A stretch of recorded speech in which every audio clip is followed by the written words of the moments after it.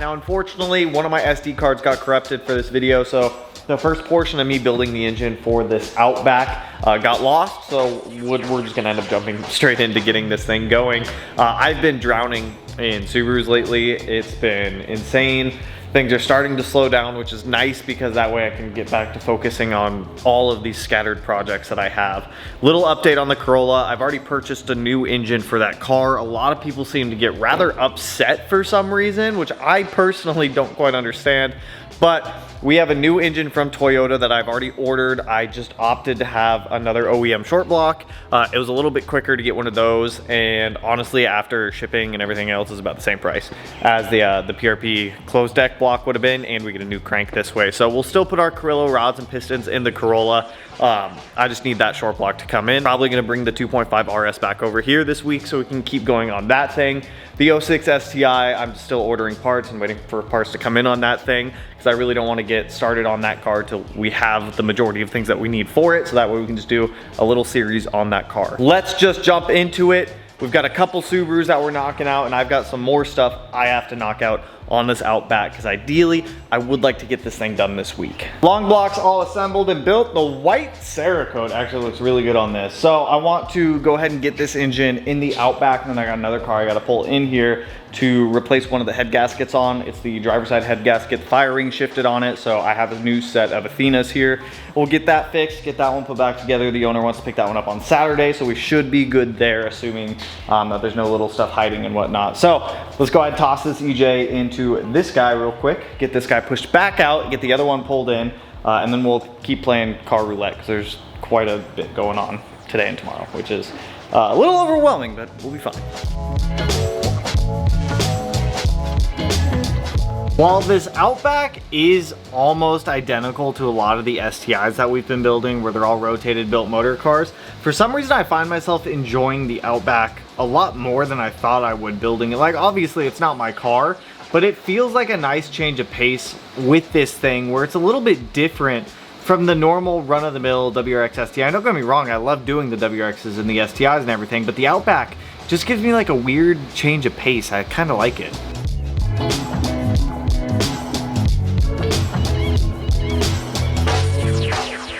Engine is installed, and I also got the turbo kit on. So there's a lot of like orientation you got to do with the turbo kit. You have to clock the cold side, clock the hot side, get the oil drain on, get the CHRA to where it's pointing directly up because this is gravity drain, so you want that to go straight down. Orientate the downpipe. It's just a lot of little stuff, but turbo kit's on. We opted to Cerakote the exhaust manifold white and all of the hot components white as well. That was his color choice, as well as powder coat the hot side of the the cold side of the turbo and the intake manifold. This like really nice white. We were gonna do the intercooler piping, but kind of felt like doing white intercooler piping would have been too much, so we're leaving the intercooler piping that factory black from ETS. But this looks phenomenal, man. I love that, especially seeing it in an Outback.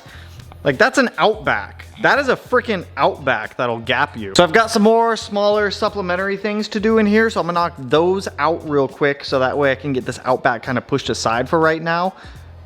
I don't know, we'll see. Actually, maybe we'll stay on the Outback. I don't know, we'll see how far we get on this thing.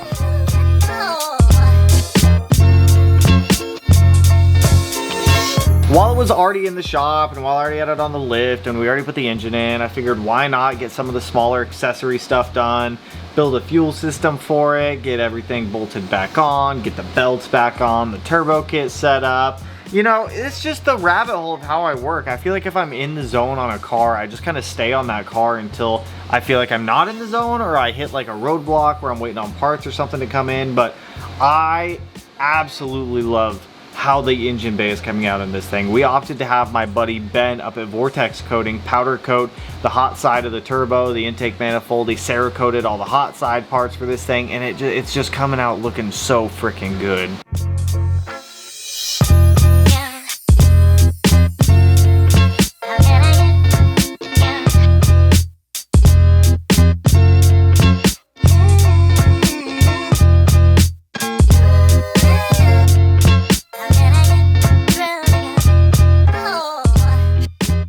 So this is about as far as I'm getting on the Outback tonight. Honestly, a lot of progress for getting the engine dropped in. Fuel system's built, wire harness is in, Intake manifold is fitted, turbo kit is installed. Had to do a little bit of smushing on this pipe in a very specific spot to get it to fit where it needs to, but this thing is looking pretty sweet. That is actually really cool looking from dead on. So the Outback I'm gonna get set aside, and then that thing I need to get back in here to replace the Firelock tomorrow on it, on the head gasket, just to get it sorted. And once that thing is fixed, then that can get picked up on Saturday. This one I'll probably finish next week because there's still a lot of little stuff that I need to do to this.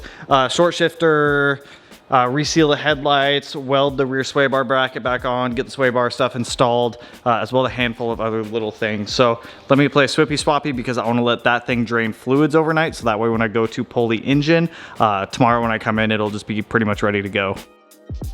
I would be lying if I said that I haven't felt very overwhelmed lately, which is obviously why the videos have slowed down. I feel like I am in 90 places at once between all of these cars, and they're back to back to back to back to back.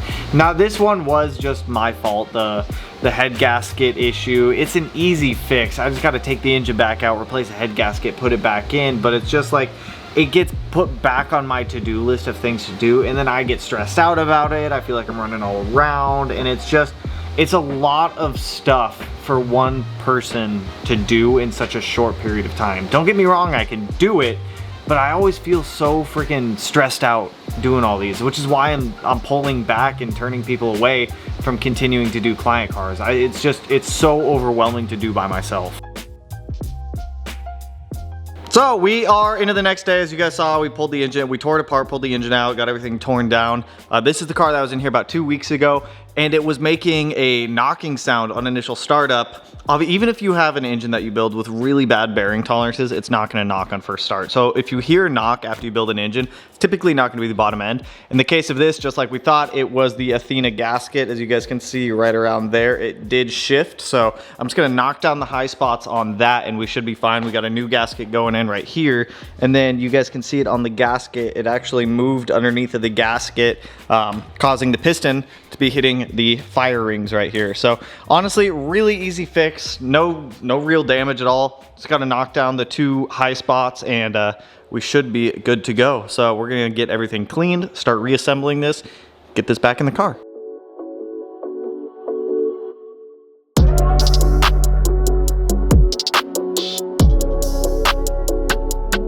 But thankfully, the rebuild on this thing went pretty smooth. We got the new head gasket in, knocked down any high spots. This car won't have any issues with the small inconvenience that it did have. Like I said, it just needed a new head gasket to be put in there. Now, we do get this thing started. We do get it running. It did start to throw codes for cold start idle preference, which I kind of figured, hey, maybe something just isn't 100% in the tune or something like that, because you don't see those codes too often. Turns out Julio's already picked up this car. He has it back and I'm working with him remotely to help him go through this, but it's sounding like the car has a bad fuel pressure regulator. I have had 1 or 2 instances where we do get them out of the box where they don't typically, normally they don't have issues, but every once in a while you can get a bad part out of the box and it's not the end of the world.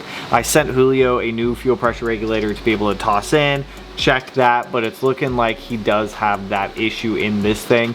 Once that new regulator goes in, this thing should be good to go. But while it was running, it did sound freaking top tier, dude. It sounded a lot like my old WRX hatch, if you guys remember that car. Rotated 6466, straight catless exhaust, Tomei catback. Thing was loud. A lot of people ask what the best catback to put on these rotated cars are. Personally, I'd say like an NVIDIA Q300, something that quiets them down a little bit, because these things do tend to get pretty loud as soon as you put a rotated kit on.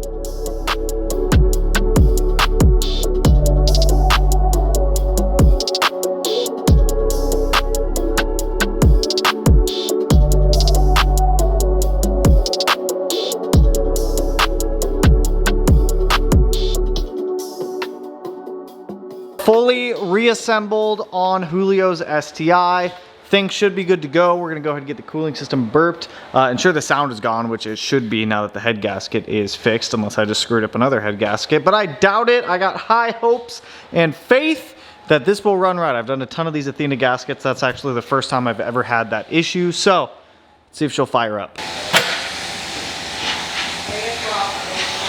Looks like I need a jump pad.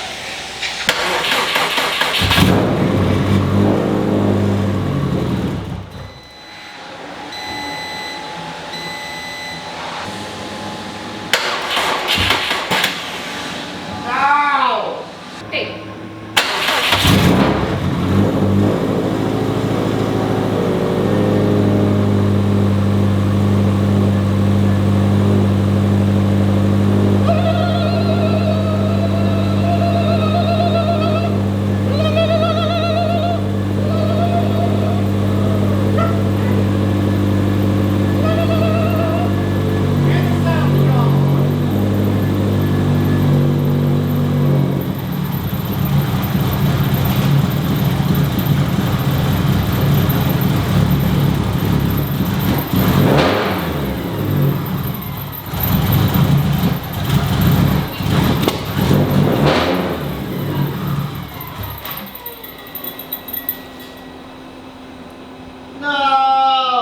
So now that we're all caught up on what we had going on, I actually just got the email notification from Toyota for the GR Corolla. So our new engine is already ready for pickup. So we're gonna load up the dogs, hop in the truck, drive about an hour south, go pick up our new engine, get it set aside. We'll see what time we get back. If we got time, we'll keep working on the Outback.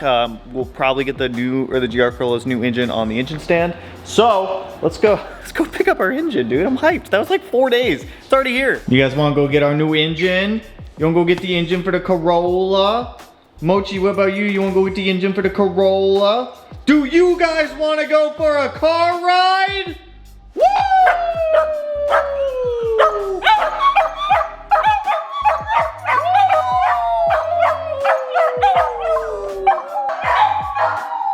You guys want to go? All right, let's go.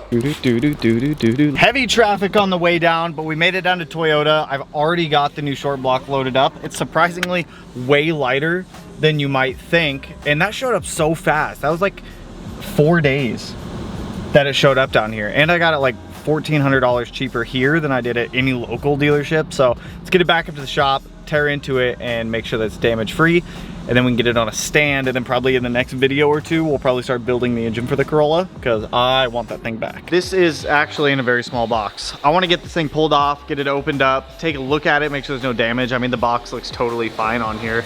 And weirdly enough, I can just pick this up by myself. I mean, same thing with the EJs, man. They just don't weigh anything at all. You can just pick it up and move it around as needed. Okay, does this come up? Oh!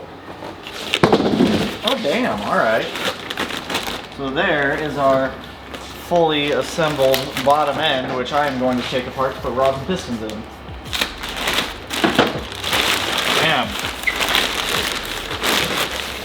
It's interesting, you can see the inside of this. It's got oil squirters. It's got a lot of oil squirters. Look at this. I don't know if you guys are gonna be able to see it. There's one oil squirter there, and then on the other side down there, which it's not gonna focus, there's 3 freaking, once I get this in the shop, you guys will be able to see it a little bit better, but geez, dude. Make sure you got all the oil in this thing. So now we've got our new Toyota engine, which is, I'm still baffled at how fast that got here, dude. That was 4 days. 4 days and it's already here. That's nuts. I'm gonna be starting on that tomorrow probably. So I still got a little bit of time left today at the shop. I'm gonna go ahead and get the fuel pumps wired in on the Outback so that way the back seat can go back in permanently. And that's just kind of off my to-do list for this car. I'm waiting on some parts to come in for it that I had to order. So until those come in, I'm at the mercy of UPS again. So let's at least wire up these fuel pumps.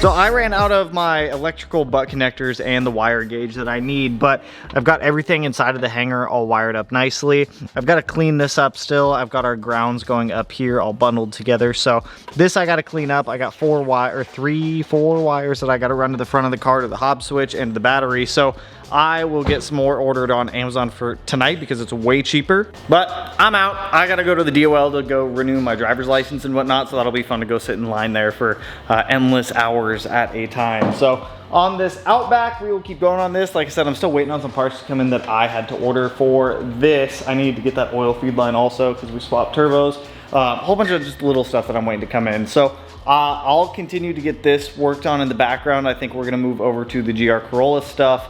I believe tomorrow we'll start tearing apart our new short block, getting our Carrillos set up to go inside of the new G16E. Our head is at the machine shop, so hopefully we get that back in a couple of days. So with that, that's all I got for you guys on this one. Things have, now that I've got, this is the last car that I've got in queue that's here. I've got one more coming in probably July at some point, and then after that, no more. So things have calmed down quite a bit for me. It's stressful. It's so stressful doing all of this stuff by myself, running around. I feel like a chicken with my head chopped off half the time. So I want to get back to the normal swing of things for my daily life and whatnot. So after the Outback and this other one, we are 100% chooched out. We're chooched out. RS is going to be coming back this week. So with that, that's all I got for you guys. If you like the video, if you're hyped with the progress, if you know what's going on, if you just want to hit the like button, you know what to do. Turn it black, blue, green, yellow, purple, silver, cyan, whatever color it turns for you. And if you're not subscribed and you want to be, I'll put it in one of these corners. No idea which one quite yet, but with that, I will catch you guys in the next one. So peace out, homies.